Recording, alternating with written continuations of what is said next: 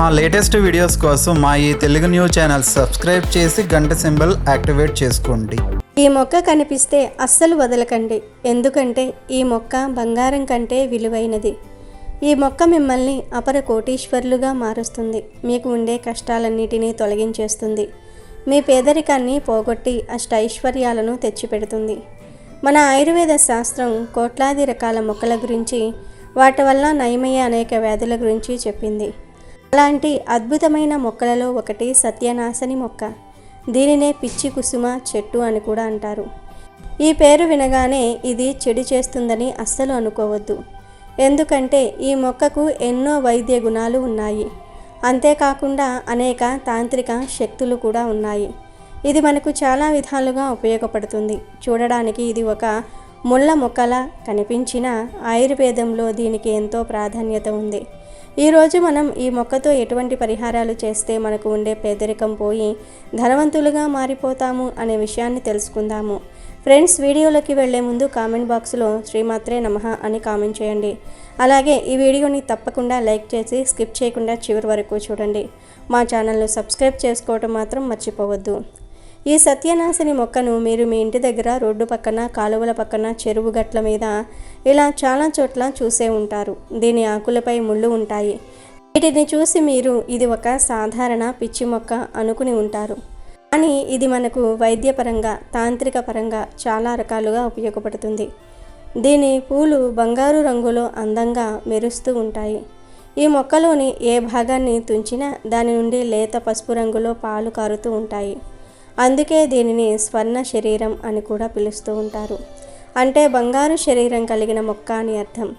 అందుకే దీనిని ఆయుర్వేద శాస్త్రంలో బంగారం అంత విలువైన మొక్కగా భావిస్తూ ఉంటారు. పురాతన గ్రంథాలలో దీనిని రోగాలెరుగని మొక్కగా చెప్పారు. ఎందుకంటే దీనికి ఎలాంటి రోగాలు సోకవు. పైగా ఇది చాలా రోగాలను నయం చేయటంలో సహాయపడుతుంది.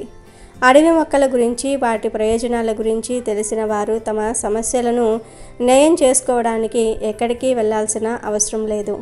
ఎందుకంటే ఏ మొక్క ఎలా ఉపయోగపడుతుందో వారికి తెలుసు కాబట్టి. పెద్ద పెద్ద సమస్యలను కూడా దానికి సంబంధించిన మొక్కను ఉపయోగించి నయం చేసుకోగలుగుతారు. అలాంటి వారు ప్రతి మొక్కను గౌరవిస్తారు. ఎందుకంటే మన ప్రకృతిలో చూస్తున్న ప్రతి చెట్టు పైన ఏదో ఒక దేవతా శక్తి నివసించి ఉంటుంది. కాబట్టి ఆ చెట్టును గౌరవించటం ద్వారా ఆ చెట్టు మీద ఉన్న దేవతా శక్తిని ప్రసన్నం చేసుకోవచ్చు.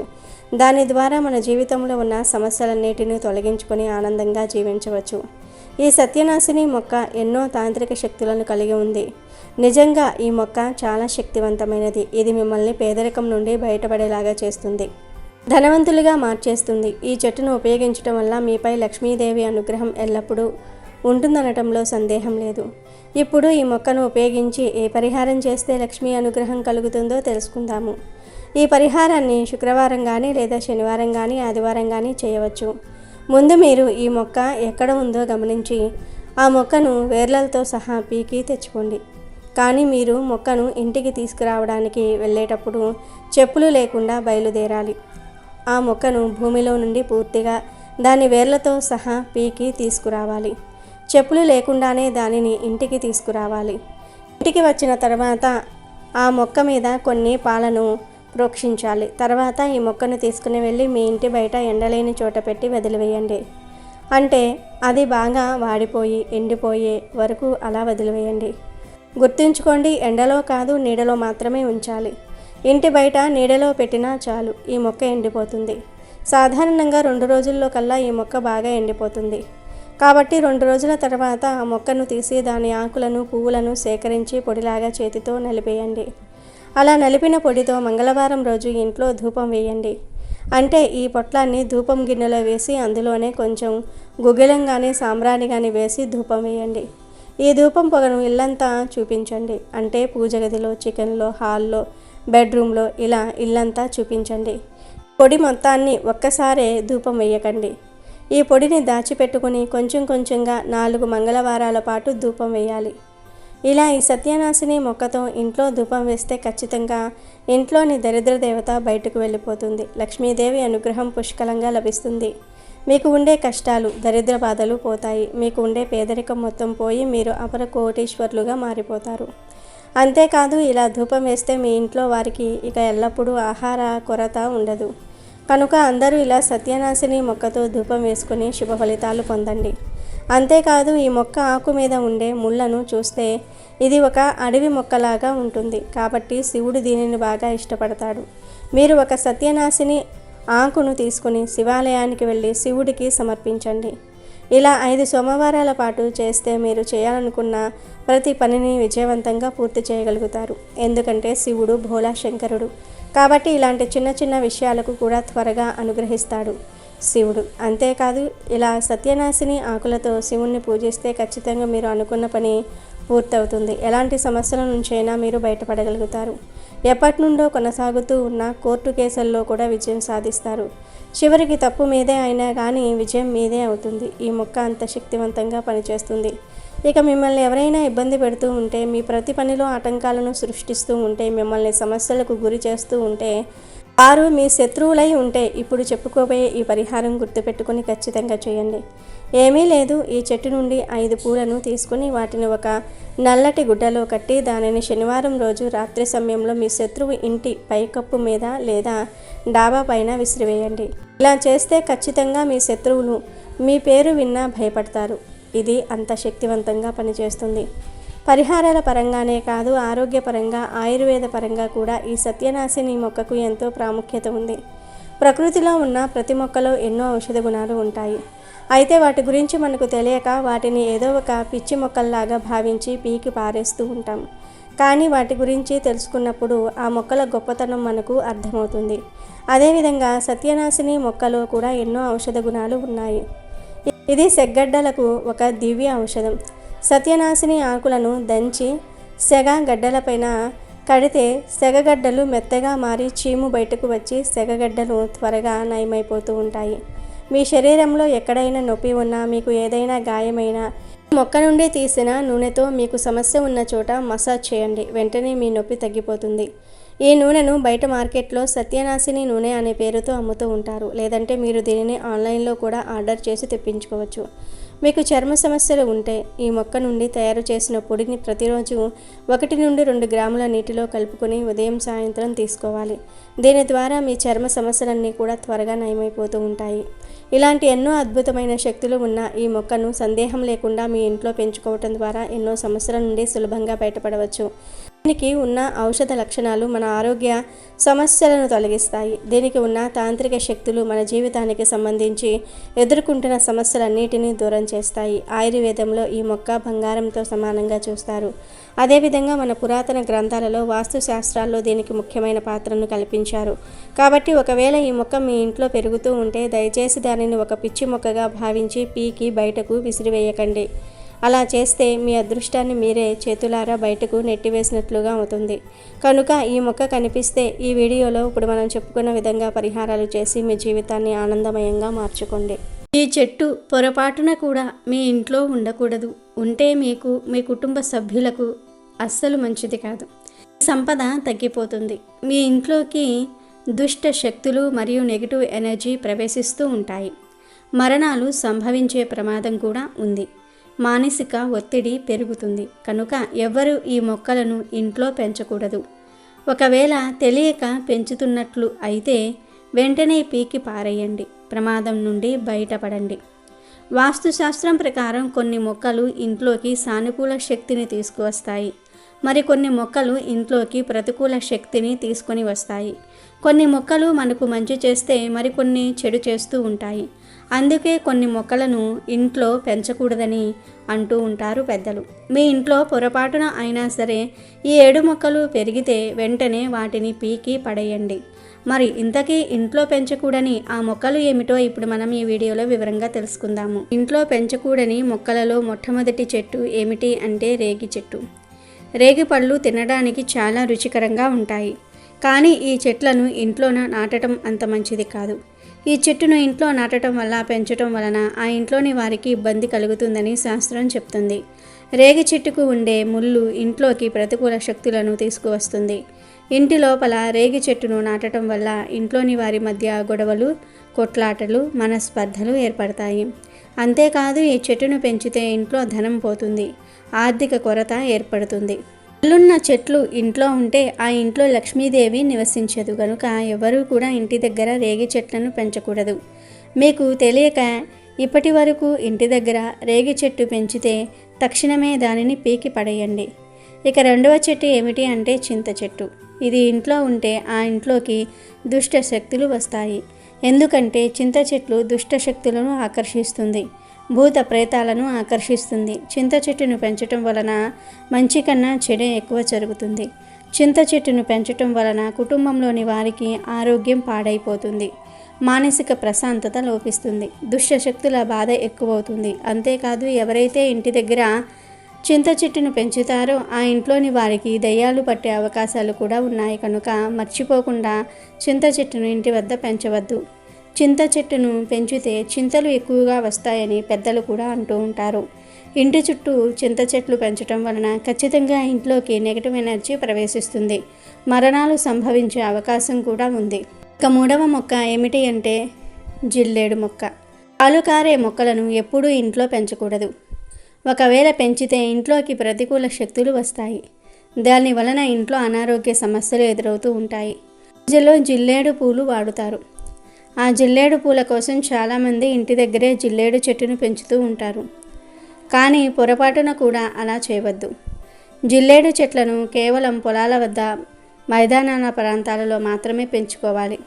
కాదన్న జిల్లేడు చెట్టును ఇంటి దగ్గర పెంచితే లేనిపోని కష్టాలు, ఆర్థిక సమస్యలు వస్తాయి, అనారోగ్య సమస్యలు కూడా ఏర్పడతాయి. కనుక జిల్లేడు చెట్లు ఇంటి దగ్గర పెంచవద్దు. తెలియక పెంచితే వెంటనే పీకి పారేయండి. ఇంటి దగ్గర పెంచకూడని 4వ చెట్టు బొప్పాయి చెట్టు. దాదాపు అందరూ ఇంటి దగ్గర బొప్పాయి చెట్లు పెంచుతూ ఉంటారు. కానీ ఎవరికీ తెలియని విషయం ఏమిటి అంటే బొప్పాయి చెట్లు ఇంటి వద్ద పెంచకూడదు. కాదని పెంచితే ఐశ్వర్యం హరించుకుపోతుంది. బొప్పాయి చెట్లను బొప్పాయి పళ్ళ కోసం అందరూ పెంచుతూ ఉంటారు. కానీ వాస్తుశాస్త్రం ప్రకారం పొరపాటున కూడా ఇంట్లో బొప్పాయి చెట్టును నాటకూడదని ప్రస్తావిస్తూ ఉన్నారు. కనుక ఎవరూ కూడా బొప్పాయి చెట్టును ఇంట్లో పెంచవద్దు. కాదని పెంచితే అది పూర్తిగా మీ సంపదను నాశనం చేస్తుంది. ఎక్కడా లేని కష్టాలన్నీ కూడా మీకే వస్తాయి. ఒకవేళ తెలియక బొప్పాయి చెట్టును పెంచినా వెంటనే పీకి పారేయండి. 5వ మొక్క నిమ్మకాయ మొక్క. కిచెన్ గార్డెనింగ్ అంటే ఇష్టపడేవారు తరచూ తమ ఇంట్లో అనేక రకాల కూరగాయలను పండించటం ప్రారంభించారు. ఆ క్రమంలో ఇంట్లో నిమ్మకాయ మొక్కను కూడా పెంచుతూ ఉంటారు. కానీ పొరపాటున కూడా ఇంట్లో నిమ్మకాయ మొక్కను పెంచకూడదని గుర్తుంచుకోండి. ఈ నిమ్మ మొక్కను ఇంట్లో నాటడం వల్ల కుటుంబంలో అశాంతి వాతావరణం ఏర్పడుతుందని, ఇంటి సభ్యులు ఒకరికొకరు నచ్చకుండా ఉంటారని, ఎప్పుడూ గొడవలు వస్తాయని, ఇంట్లో వారికి కోపం పెరిగిపోతుందని శాస్త్రం చెప్తుంది. కనుక ఇంట్లో నిమ్మ మొక్కను పెంచవద్దు. తెలియక పెంచినా ఇప్పుడు పీకి పారేయండి. ఇంట్లో పెంచకూడని 6వ మొక్క ఏమిటి అంటే రావి చెట్టు. రావి చెట్టును తరచుగా దేవాలయాల చుట్టూ పెంచుతూ ఉంటారు. చాలామంది దీనిని పెంచుకోవచ్చునని భావించి ఇంట్లో పెంచుతూ ఉంటారు. ఇంట్లో రావి చెట్టు పెంచడం వల్ల పాజిటివిటీ వస్తుందని అనుకుంటారు. కానీ ఇది పూర్తిగా తప్పు. నిజానికి ఇంట్లో రావి చెట్లు పెంచడం తప్పు. ఇంట్లో రావి చెట్టు మొలవను కూడా మొలవకూడదు. ఒకవేళ ఇంట్లో రావి చెట్టు మొలిస్తే పీకి పారేయండి. లేకపోతే అది మీ సంపదను పూర్తిగా నాశనం చేస్తుంది, కష్టాలను తెచ్చిపెడుతుంది. మీ జీవితంలో సుఖం అనేదే ఉండదు. ఇక 7వ చెట్టు గన్నేరు చెట్టు. గన్నేరు చెట్టు కూడా ఇంట్లో పెంచటం మంచిది కాదని అంటారు. వాస్తు నిపుణులు ఈ చెట్టుకు పూచే పూలు అందంగా ఉండటం వల్ల చాలామంది గన్నేరు చెట్టును పెంచుతూ ఉంటారు. ఈ పూలను పూజల్లో కూడా పెడతారు. కానీ గన్నేరు చెట్టు ఆకుల్లో ఉండే రసాయనాలు ఆరోగ్యానికి అస్సలు మంచివి కాదు. ఈ చెట్టును ఇంట్లో పెంచటం వలన ఇంట్లోని వారికి తెలియని రోగాలు వచ్చే ప్రమాదం ఉంది. కనుక గన్నేరు చెట్టును ఇంట్లో పెంచకూడదు. తెలియక పెంచితే ఇంట్లో లక్ష్మీదేవి నిలువదు. కనుక మీ ఇంట్లో గన్నేరు చెట్టు ఉంటే పీకి పారేయండి. ఇవే ఇంట్లో ఉండకూడని 7 చెట్లు. ఇక ఇప్పుడు లక్ష్మీదేవి అనుగ్రహం కోసం ఇంట్లో తప్పనిసరిగా పెంచాల్సిన 5 మొక్కలు ఏమిటో కూడా ఇప్పుడు మనం తెలుసుకుందాము. సాధారణంగా మనం మన ఇంటి ముందు లేదా ఇంటి చుట్టుపక్కల ఖాళీ స్థలం ఉంటే మొక్కలు నాటుతూ ఉంటాము. కాలక్షేపం కోసము, ప్రకృతి అందాల కోసము మొక్కలను ఇంటి పరిసరాలలో పెంచుకుంటూ ఉంటాము. ఇలా మొక్కలను పెంచుకోవటం వల్ల మనసుకు ఆహ్లాదంగా ఉంటుంది. అలాగే మంచి ఆరోగ్యం కూడా లభిస్తుంది. అయితే మీరు పెంచుకునే మొక్కల్లో ఈ 5 మొక్కలు గనక మీ ఇంటి ముందు పెంచుకుంటే మీ ఇంట్లో సిరుల వర్షం కురుస్తుంది అని పండితులు చెప్తూ ఉన్నారు. అంతేకాదు ఈ 5 మొక్కలు పెంచుకోవటం వల్ల లక్ష్మీదేవి మీ ఇల్లు వదిలి అస్సలు వెళ్ళదు. ఈ 5 మొక్కలు అంటే లక్ష్మీదేవికి చాలా ఇష్టం అని పండితులు చెప్తూ ఉన్నారు. ఇంటి ముందర ఈ 5 మొక్కలు ఉంటే లక్ష్మీదేవి స్వయంగా మీ ఇంటికి నడుచుకుని వస్తుంది అని మనందరికీ తెలిసిన విషయమే. లక్ష్మీదేవికి అత్యంత ప్రీతికరమైన చెట్టు తులసి చెట్టు. తులసి చెట్టు ఎవరి ఇంటి ముందు ఉంటుందో ఆ ఇల్లు అష్టైశ్వర్యాలతో ఆయురారోగ్యాలతో వర్ధిల్లుతుంది. అయితే తులసి చెట్టులో చాలా రకాల తులసి చెట్లు ఉంటాయి. కృష్ణ తులసని, రామ తులసని, విష్ణు తులసని ఇలా రకరకాల తులసులు ఉంటాయి. ఈ కృష్ణ తులసిని, లక్ష్మీ తులసిని కలిపి ఒక తొట్టిలో నాటి అంటే ఒక కుండీలో నాటి వాటికి ప్రతిరోజు పూజలు చేస్తే మీకు లక్ష్మీ అనుగ్రహం ఎల్లప్పుడూ ఉంటుంది. ఈ 2 రకాల తులసి మొక్కలు కలిపి ఉన్న ఇంటిలో సానుకూల శక్తి ఉంటుంది. ఇంటి ముందు కృష్ణ తులసి, లక్ష్మీ తులసిని కలిపి పెంచండి. మీకు లక్ష్మీదేవి అనుగ్రహం ఖచ్చితంగా కలుగుతుంది. ఇక 2వ మొక్క మరువం చెట్టు. ఆధ్యాత్మిక పరంగా మరువం చెట్టు ఎంతో ప్రాముఖ్యతను సంతరించుకుంది. ఈ చెట్టు ఆకులతో విష్ణుమూర్తిని పూజించటం వల్ల అష్టైశ్వర్యాలు కలుగుతాయని పండితులు చెప్తూ ఉన్నారు. మరువం ఆకులతో అమ్మవారిని పూజిస్తే దీర్ఘ సుమంగళి ప్రాప్తం కలుగుతుంది. మరువం చెట్టు ఇంట్లో ఉంటే మంచి జరుగుతుంది. ఇక ఇంటి ముందు పెంచవలసిన చెట్టుల్లో 3వ చెట్టు పసుపు మొక్క. ఒక పసుపు కొమ్మును తీసుకొని వచ్చి కుండీల్లో నాటితే పసుపు మొక్క చాలా చక్కగా పెరుగుతుంది. పసుపు మొక్క ఇంట్లో పెంచడం వల్ల ఆర్థిక పరంగా ఎటువంటి ఇబ్బందులు కలుగవు. ఇంట్లో పసుపు మొక్కకు క్రమం తప్పకుండా నీరు పోయండి. అంతేకాకుండా దానికి ఎరువులు కూడా వెయ్యండి. మొక్క చుట్టూ ఎల్లప్పుడూ శుభ్రంగా ఉండేటట్లు చూసుకోండి. లక్ష్మీదేవికి పసుపు మొక్క ఎంతో ప్రీతికరమైనదని మన పెద్దలు నమ్ముతూ ఉంటారు. ఈ మొక్కను క్లీన్గా ఉంచిన ఇంట్లో లక్ష్మీదేవి కటాక్షం ఉంటుందని విశ్వాసం. వాస్తు శాస్త్రం ప్రకారం పసుపు మొక్క యొక్క గొప్ప లక్షణం ఏమిటంటే దానిని నాటిన ఇంట్లో కుటుంబ సభ్యుల మధ్య పరస్పర అనురాగం పెరుగుతుంది మరియు ప్రతికూల శక్తులు ఇంటిని వదిలి పారిపోతాయి. గురువారం విష్ణువుకు పసుపు తిలకం పూస్తే ఆయన తన భక్తులకు కోరుకున్న వరాన్ని ఇస్తాడు. పసుపు మొక్క మీ ఇంటి వాస్తు దోషాలను కూడా తొలగిస్తుంది. పసుపును అగ్ని కోణంలో ఉంచటం వల్ల ఇంటిలోని వాస్తు దోషాలు తొలగిపోతాయని నమ్ముతూ ఉంటారు. పసుపు మొక్కను సరైన దిశలో ఉంచటం వల్ల ఉత్తమ ఫలితాలను ఇస్తుంది మరియు కుటుంబంలో ఆనందాన్ని కూడా తెస్తుంది. ఇక 4వ మొక్క మనీ ప్లాంట్. ఇటీవల కాలంలో అందరి ఇళ్లల్లో మనీ ప్లాంట్స్ ఉంటూ ఉన్నాయి.